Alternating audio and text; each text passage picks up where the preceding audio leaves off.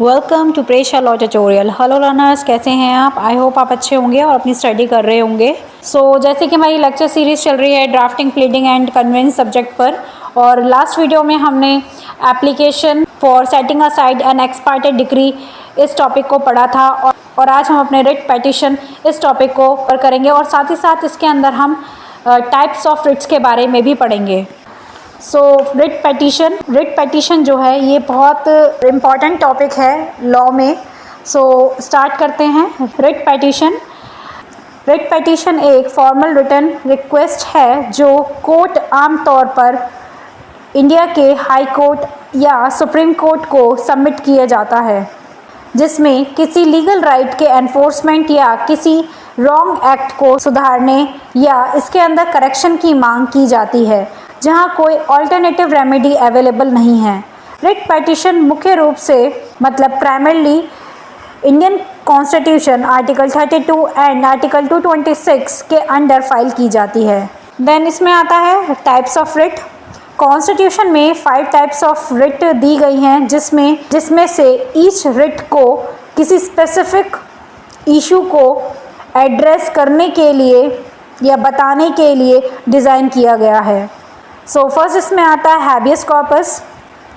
इस रिट का use illegal detention को चैलेंज करने के लिए किया जाता है, और यह किसी पर्सन या अथॉरिटी को कस्टडी में लिए गए पर्सन को कोर्ट में प्रोड्यूस करने का डायरेक्शन देता है, ताकि यह इंश्योर किया जा सके कि उन्हें अनलॉफुल रूप से डिटेन हिरासत में नहीं रखा गया है।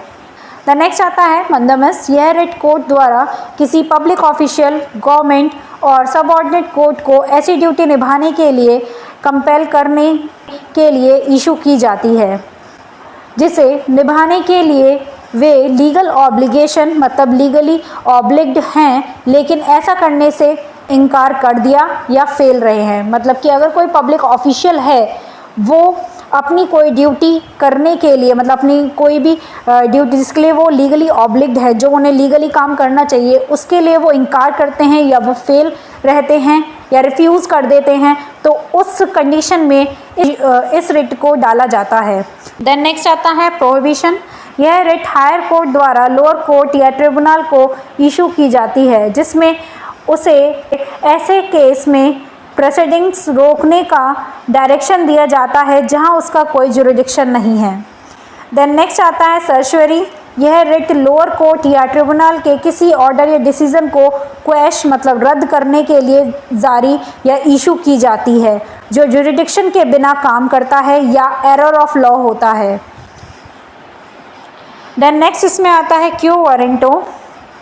यह रिट किसी पब्लिक ऑफिस पर होल्डिंग पर्सन के उस राइट को चैलेंज देने के लिए इशू की जाती है जिसके तहत यह शो कर सके कि वह किसी राइट से उस पोस्ट पर होल्ड बैठा है, और यह किसी पब्लिक ऑफिस पर अनलॉफुल रूप से कब्जा करने से रोकता है। अगर मैं इसमें क्यू वारंटो के बारे में शॉर्ट में कहूँ तो इसका जो मीन है वो यही है, व्हाट इज़ योर अथॉरिटी, वो किस अथॉरिटी पर उस सीट पे बैठा है। अगर ऐसा होता है तो ये रिट को डाला जाता है कोर्ट में। देन नेक्स्ट आता है writs under Indian constitution. Article 32 person को फंडामेंटल राइट के इन्फोर्समेंट के लिए सीधे सुप्रीम कोर्ट में जाने का राइट प्रोवाइड करता है।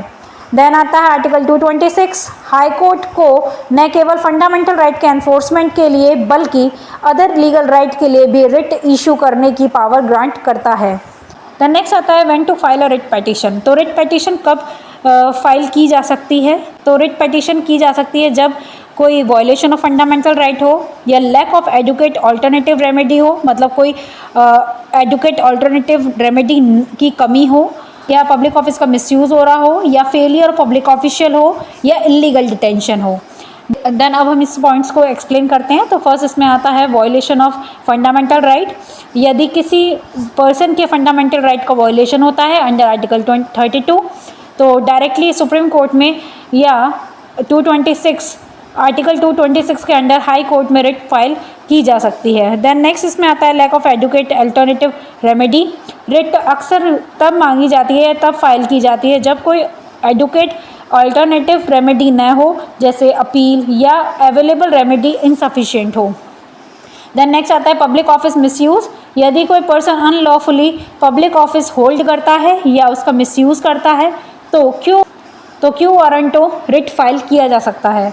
देन नेक्स्ट आता है फेलियर ऑफ पब्लिक ऑफिशियल, जब कोई पब्लिक ऑफिशियल अपना ड्यूटी निभाने से इनकार करता है तो एक्शन के लिए कंपेल मतलब बाउंड करने के लिए मनमस रिट का यूज़ किया जा सकता है। देन नेक्स्ट आता है इलीगल डिटेंशन, इलीगल और अनजस्टिफाइड डिटेंशन को एड्रेस करने के लिए हैबियस कॉर्पस रिट का यूज़ किया जा सकता है। नेक्स्ट आता है स्ट्रक्चर ऑफ रिट पेटिशन। तो in the court of high court, अगर हाई कोर्ट में रिट पेटिशन डाली जाती है तो इस तरीके से स्ट्रक्चर होता है, पहले स्टेट, देन प्लेस, देन उसके बाद रिट पेटिशन नंबर और year, then in the matter of article 226, क्योंकि हाई कोर्ट में रिट पेटिशन फाइल हो रही है तो article 226 of the constitution of India उसके अंडर आएगा ये मैटर। देन पेटिशनर का नेम और पेटिशनर का एड्रेस वर्सेस रेस्पोंडेंट और उसका डेजिग्नेशन, अथॉरिटी, डिपार्टमेंट ये आएगा। देन उसके बाद petition under article 226 of the constitution इस तरीके से आएगा और उसके अंदर जो भी रिलीफ है, जो भी आप रिलीफ मांग रहे हैं कोर्ट से, उसके बारे में मेंशन किया जाएगा। उसके बाद जो बॉडी ऑफ कंटेंट आएगा तो उसके बारे में बता रखा है। तो इसमें फर्स्ट आता है फैक्ट्स ऑफ द केस, जो पेटिशनर है वो पहले इंट्रोडक्शन देगा, देन उसके बाद जो पेटिशनर है जो भी एक्ट, ओमिशन या ऑर्डर जो भी रेस्पोंडेंट द्वारा था, जो भी मेंशन डेट पे अगर आर्बिट्रेरी, इलीगली या फिर जो भी वॉयलेट हुआ है फंडामेंटल राइट पेटिशनर का वो मेंशन करेगा और आर्टिकल को मेंशन करेगा कि कौन सा आर्टिकल उसका वॉयलेट हुआ है। देन उसके बाद फैक्ट्स, जो भी लीड फैक्ट्स होंगे उन जो भी जिसके बेस पे उसने फाइल किया है पेटिशन को, और वो एक्सप्लेन करेगा कि किस तरीके से पेटिशनर का राइट वॉयलेट हुआ है। देन नेक्स्ट पॉइंट में आएगा ग्राउंड्स आएंगे कि उसने पेटिशन जो है जो फाइल की है वो किस ग्राउंड्स पे की है। तो इसके अंदर पहले act, omission, order of the respondent आएगा, उसके बाद जो स्टेट ऑफ ग्राउंड्स हैं मतलब किन ग्राउंड्स पे कौन सा वॉयलेशन हुआ है उनका आर्टिकल, या वॉयलेशन ऑफ लीगल ड्यूटी या लैक ऑफ ज्यूरिडिक्शन, तो इस तरीके से इसमें ग्राउंड्स डाला जाएगा। देन नेक्स्ट में आता है पेटिशनर हैज़ नो ऑल्टरनेटिव और एफिशिएंट रेमेडी, मतलब पेटिशनर के पास कोई और रेमेडी नहीं थी, इसी वजह से उसने ऑनरेबल कोर्ट में अप्रोच किया है अंडर आर्टिकल 226। देन उसके बाद पेटिशनर जो है वो जो भी रिलीफ मांग रहा है तो उसका रीज़न एक्सप्लेन किया करेगा इसमें, तो एक्सप्लेन इन डिटेल्स करेगा।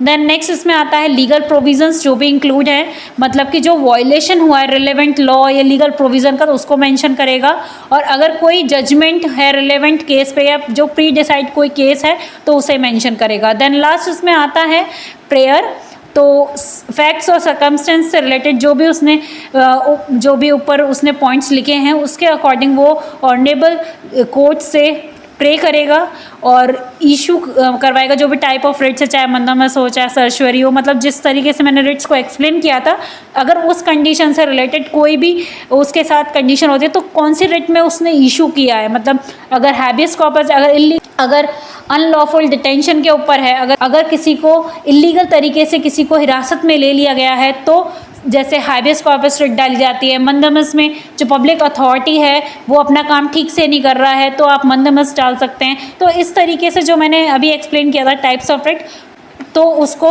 उस कंडीशन के अकॉर्डिंग इस रिट को इशू किया जाएगा, वो मेंशन करना होगा कि आप रेस्पोंडेंट के अगेंस्ट कौन सा रिट और या स्पेसिफिक एक्शन के लिए लड़ रहे हैं।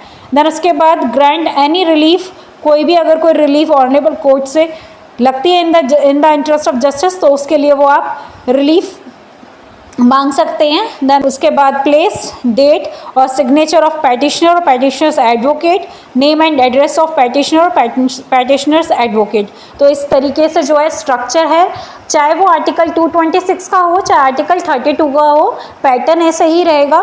तो ये स्ट्रक्चर है आपका रिट पेटिशन का। देन नेक्स्ट आता है की कंपोनेंट्स, मतलब जो हमने अभी बताया और उसको एक्सप्लेन किया गया है। तो पहला आता है इसमें पेटिशनर इन्फॉर्मेशन, मतलब पेटिशन फाइल करने वाले पर्सन का नाम, एड्रेस और अदर डिटेल। देन नेक्स्ट आता है इसमें रेस्पोंडेंट इन्फॉर्मेशन, मतलब कि वह पब्लिक ऑफिशियल, अथॉरिटी और बॉडी किसी एक्शन और इन एक्शन को चैलेंज दी जा रही है तो उसके बारे में रेस्पोंडेंट की इन्फॉर्मेशन जो होगी, रेस्पोंडेंट कौन होता है, जो सामने वाली अपोजिट पार्टी होगी जिसके खिलाफ पेटिशनर ने फाइल किया है रिट को, तो उसकी इन्फॉर्मेशन इसके अंदर आएगी कि मतलब किस एक्शन और या फिर किस इन एक्शन को चैलेंज दी जा रही है। देन नेक्स्ट आएगा fact of case. Writ petition file करने वाले फैक्ट्स और सर्कमस्टेंस का डिटेल नैरेटिव है, मतलब कि जो फैक्ट्स ऑफ द केस का मतलब होता है जो भी सर्कमस्टेंस है उसको लिखा जाता है डिटेल में, और जो फैक्ट्स हैं उसको भी डिस्क्राइब करना होता है जिसकी वजह से रिट पेटिशन फाइल की जा रही है। देन आता है ग्राउंड्स, लीगल और कॉन्स्टिट्यूशनल ग्राउंड जिस पर पेटिशनर रिलीफ दावा करता है उस ग्राउंड्स को मेंशन किया जाएगा।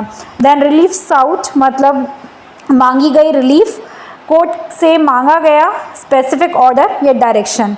देन उसके बाद प्रेयर, रिलीफ के लिए फाइनल रिक्वेस्ट जिसमें पेटिशनर की मांगों मतलब जो भी उसकी डिमांड है, जो भी उसे रिलीफ चाहिए उसको का समराइज दिया गया है, तो प्रेयर में वो सब चीज़ें आएंगी। देन उसके बाद आता है सपोर्टिंग डॉक्यूमेंट, पेटिशन का सपोर्ट करने वाले कोई भी एविडेंस या डॉक्यूमेंट जैसे एफिडेविट, ऑर्डर और गवर्नमेंट रिकॉर्ड्स, ये सब इसके अंदर आएंगे। देन नेक्स्ट आता है procedure for filing a writ petition. तो फर्स्ट इसमें आया ड्राफ्टिंग। रिट पेटिशन को केयरफुली ड्राफ्ट किया जाना चाहिए जिसमें fact, legal provision and relief sought, मतलब कि मांगी हुई राहत जो भी उसको उससे रिलीफ चाहिए उसको एक्सप्लेन किया जाना चाहिए। देन नेक्स्ट आता है फाइलिंग। फाइल्ड हाई कोर्ट या आर्टिकल 32 के तहत फाइलिंग होने पर सुप्रीम कोर्ट में फाइल की जाती है।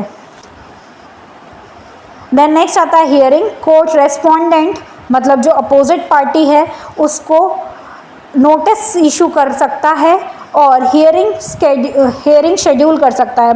Then response by respondent, respondent writ petition पर अपना रिप्लाई और ऑब्जेक्शन फाइल करते हैं। देन उसके बाद आता है आर्ग्यूमेंट, दोनों पार्टीज़ कोर्ट के सामने अपना केस रखते हैं। देन आता है जजमेंट, दोनों पार्टीज़ को सुनने के बाद कोर्ट अपना ऑर्डर और जजमेंट इशू करता है। देन एट लास्ट कंक्लूजन में अगर हम बोलते हैं तो writ petition under Indian constitution एक असेंशियल लीगल रेमेडी है जो इंडिविजुअल्स को गवर्नमेंट अथॉरिटी की एक्शन और इन एक्शन को चैलेंज देने को अलाउ करता है। हाई कोर्ट्स और सुप्रीम कोर्ट तक डायरेक्ट पाथ प्रोवाइड करके रिट पेटिशन फंडामेंटल राइट की प्रोटेक्शन और गवर्नमेंट ओवररीच और पब्लिक ड्यूटीज़ का पालन करने में फेलियर के केस में जस्टिस इंश्योर करने के लिए एक पावरफुल टूल के रूप में एक्ट करता है। तो इंडियन कॉन्स्टिट्यूशन में रिट पेटिशन का बहुत इंपॉर्टेंट रोल है, इंडिविजुअल्स की लाइफ में बहुत इंपॉर्टेंट रोल है। सो आज का हमारा ये टॉपिक यहीं कंप्लीट होता है। अब हम मिलते हैं अपने नेक्स्ट टॉपिक जिसमें हम suit for recovery under order 37 of CPC इस टॉपिक को पढ़ेंगे। सो तब तक के लिए thank you for watching my videos. For more videos watch, study, like and subscribe my channel.